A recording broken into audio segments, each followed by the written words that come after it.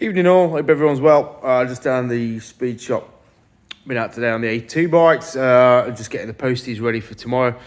But just wanted to do just a dead quick video on the two Enfields. So we've got the Bullet Trials, the 500 on the left, and the new Classic 350, which I've just taken for a quick ride out in the dark, just only a few miles really. So this is just a quick prelim thoughts on the bike.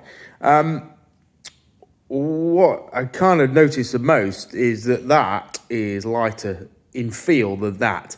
I've just looked on the spec sheet and that's 192 weight, 192 kilos, and that is down as 195. I've always been dubious about people quoting weight figures or figures of how much a bike weighs, because it means nothing in the real world, because that bike to lift off the stand and move around feels noticeably lighter and easier than that one, and that was borne out today.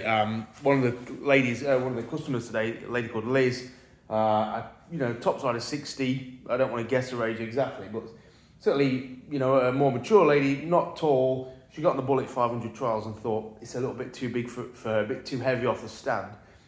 She sat on the 350 and she could manage it. She said the difference was sort of night and day. So really the big difference for anybody weighing up 500, 350 and looking on the spec sheets, I think the spec sheet tells a very dishonest story. And whether that's because Royal Enfield maybe were a bit ambitious with the 192 kilo weight of the Bullet 500 and a bit more honest with the 195 of that, because I wouldn't say that is 195, but I would say that's over 200. Obviously, the only way is to get them on the scales and find out for certain. But so my initial impression is that is a lighter machine to maneuver around. And people are sort of maligning the fact that it's a smaller bike, it's a 350 rather than a 500.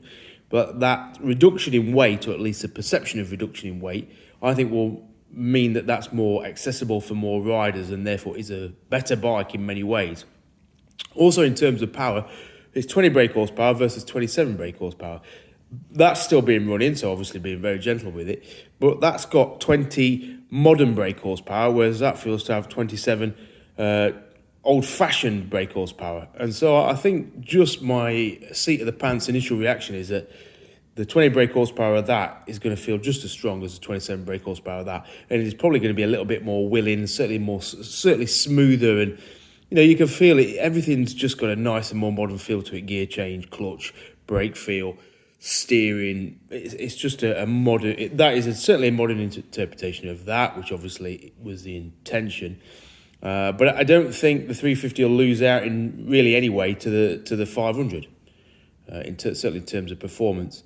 It's also got. It still seems to have some character. The 350. It doesn't feel like they've ironed out all that sort of lovely feeling that you get with riding an Enfield. So, I think they made a good bike in that. I'm really impressed with it. It's only a few miles. It's only an initial reaction. It's only the initial stab in the dark as to what the difference is going to be long term with a few months and 1,000 miles of ownership. But I definitely get the feeling that they've done a good job with that. And the big thing is that it does feel lighter. I don't care what it says on the spec sheet. I think the spec sheet is wrong. That feels lighter. And the litmus test was Liz today, who couldn't manage the 500 but could manage the 350. And I think that if we're going to summarise the biggest difference between old and new, it is the perception of weight. And I think that's what matters a lot. So, I'm going to get out on them both. 500 trials. Do like this one. I do like it. Looks a very nice looking machine. Kickstart as well, which is useful because the battery's died on this, so it does need a bit of a kick. People are a bit upset that there's no kickstart on the 350, but hopefully we shouldn't need it. And I can't imagine there's too many customers who would choose to kickstart over electric start. I'm sure there will be some, but the majority are going to favour the old electric start. So that's it. Just to let anybody know who doesn't know, Dorothy's Speed Shop, we are now an official partner of Royal Enfield, a ride partner. The idea being that you can come down here and you can ride Classic 350, you can ride 500 trials, you can ride Meteor, you can ride Continental GT, you can ride Interceptor, Interceptor Himalayan. The idea is we do some back-to-back riding.